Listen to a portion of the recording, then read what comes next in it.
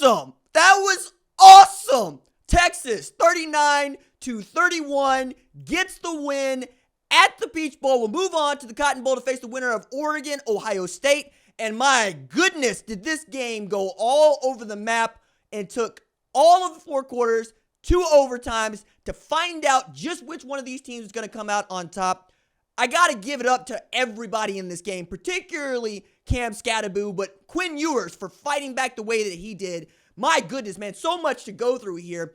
What's up, kinfolk? It's RJ Young. I am not on a step mill. If this is your first time watching the #1 college football show, welcome. Please hit the subscribe button. If it's your 1,000th time and you've seen so many of these segments and you still haven't, that's probably making you part of the 62% of people that watch this show that don't subscribe. It helps people find the show. It makes the community much larger. We're over 125,000 here, and we got a raucous and rowdy comment section where I'm just going to straight up ask you, do you think the Texas team that showed up today is capable of winning the national championship? And, this is a two-parter, how good is Arizona State? Like, going into this, we heard all the chirping from Sam Levitt and Cam Skattebo, and I even did a segment here going, all right, Cam, you're about to play what is the best defense that you faced all year long in Pete Kwiatkowski's Texas Longhorns, and the man ain't flinched. He ain't flinched not one bit. Matter of fact, I'm looking at this, and this man had over 140 yards rushing. He had 99 yards receiving, and he had 42 passing yards in this game. I mean, spin left, spin right, don't make no difference. He can block, he can tackle, he can score the touchdown, he can snap, he can hold, he can kick the extra point. Hell, the boy will fill up the Gatorade cooler, walk your dog, and paint your back porch. And he can pass. Like, it was great, dog. My man was vomiting profusely on the sidelines going into the fourth quarter. He had played a bunch of fourth quarters. I'm sure that this game took a lot out of him, took a lot out of us. And really, this has got to go back to a team that wasn't supposed to be here in the first place. Saying, no. Not only are we supposed to be here, we are looking to win. That's what we came to do. They were picked 16th out of 16 teams of the Big 12. They win the Big 12 championship. They take a month off. They're going to face a Texas team that shut down a Clemson program and rushed for 292 yards in the win. Okay? The only team that really been able to challenge and or beat Texas is the one that was able to hold them running the football. That's Georgia. Georgia has given up all of 60 yards total in 2 games against Texas. Texas couldn't run the football against Arizona State. Could not do it. And, even at halftime, Coach Saban was on top of this. He said, look, Arizona State's been controlling the football game. They just haven't been finishing drives. And Texas' scoring was primarily due to some outstanding special teams play. Yeah, they had the roughing the kicker call, but that should have been a block punt. You got the block field goal. You got the punt return for touchdown from Silas Bolden. You've had an outstanding special teams up until you get to Bert Auburn. Bert Auburn is not going to win Texas any football games. He's only going to lose them. That's what we have learned. The man has played 2 games in Atlanta, in that stadium, and he has been booty cheeks, bad, awful, kicking the football. They've given him every opportunity to be the hero. And no, it ain't on him. He can't do it. It's got to be Quinn Ewers going to DeAndre Moore. Quinn Ewers going to Matthew Golden. Matthew Golden, who was lights out. 7 catches, 149 yards. Outstanding in this game, man. Texas had horrible clock management going into the final 2 minutes, too. You got the false start. Then you got Sark throwing the ball. Then you're throwing the ball incomplete, and you're giving the ball back to Arizona State with an opportunity for them to go down and get a score here. The first 5 trips into the red zone, Texas offense came up with 3 friggin' points, man. Like, this by no means was a national title caliber team looking for me. Like, I don't feel good about Texas playing either Oregon or Ohio State in the Cotton Bowl next week. It just don't look good right now, man. Especially as what Arizona State was able to do to you is something that I think both Oregon and Ohio State could do to you. Run the ball down your throat. Does everybody have a Cam Skattebo? No, they do not.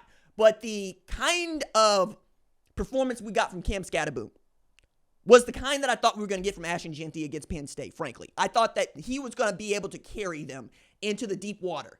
And if they got to the deep water, gave themselves an opportunity to win it late, they did. They gave themselves an opportunity. I think Sam Levitt did a lot to show us all what he is capable of and what that dude is going to be. in the future. He's good. I mean, taking off running 13 times 60 yards. Wasn't particularly great throwing the ball, but he's running for his life half that time because that Texas front was getting after him. And yet they could only sack him 3 times. Got great play from Colin Simmons. Got great play from Barron Sorrell. Got great play from Anthony Hill. Got great play from Michael Taft and Jahdae Barron. They're still able to stay within striking distance. They're hanging around. And they pull back, and they pull back, and they pull back. It was as if Arizona State said, no, we're going to make you win this football game. We're not going to lose it to you. We're going to make you win it. And it took 2 overtimes for Texas to get it done. And thank goodness that Sark did not let this go down to a kicker in the overtime period, because it ain't going to happen with that dude. I don't want to hear no more about Bert Auburn being the most prolific and productive kicker that Texas ever had. It's Justin Tucker and then Bert Auburn like 5th or 17th or 58th down the line. We can't be talking about that dude being a viable offensive weapon. We cannot do it. Matter of fact, I was thinking, you got anybody else over there that can kick a field goal? And then you got, my goodness, you got the husband of the pole assassin coming back here talking about we bringing Bert Auburn back in 2025. And I'm going, are you sure about that, dog? Are you sure? Is that really what you want to do? I don't think that's what I would want to do. Not what I would want to do. 30 carries for Cam Skattebo, 143, 8 catches, 99 yards, and of course the 42-yard passing TD. Great game from him. Did he show that he's the best tailback in all of football? Hell, that's up to you. I was thrilled to see what I was seeing, dog. I also got to really point out that Arizona State was able to do something that ain't nobody else been able to do. Score 31 points on the University of Texas. Did it take 2 overtimes? Yeah, it did. But Georgia couldn't do that in 2 overtimes.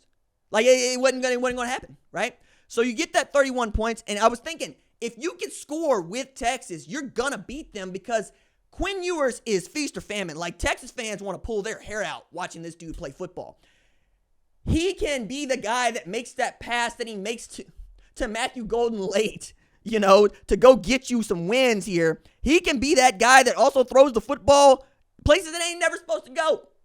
But he finishes 20 of 30 for 322 with 3 TDs and a pick. That's a great stat line. Just didn't feel that good. It didn't feel that good because it didn't show up till the last vestiges of the fourth quarter and in the overtime. Like, Gunnar Helms decided, hey, look, I'm over here. You can throw me the ball anytime. And finally they did. 3 for 56 for that man in a TD.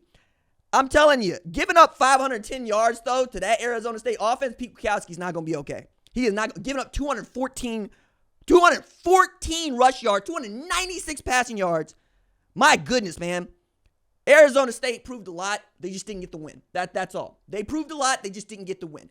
I am excited for what they can do late. I think Kenny Dillingham has this program running right where it's supposed to. They're going to add to it in the portal because everybody's seen what they've got. They were able to flip a 3-9 season into one that is not just memorable, but fun.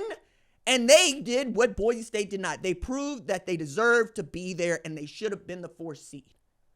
That was important. That was so terribly important. Because if Texas mopped the floor with Arizona State, we're going to throw out this entire way of selecting who gets in the college football playoff and where they get ranked accordingly in the buys.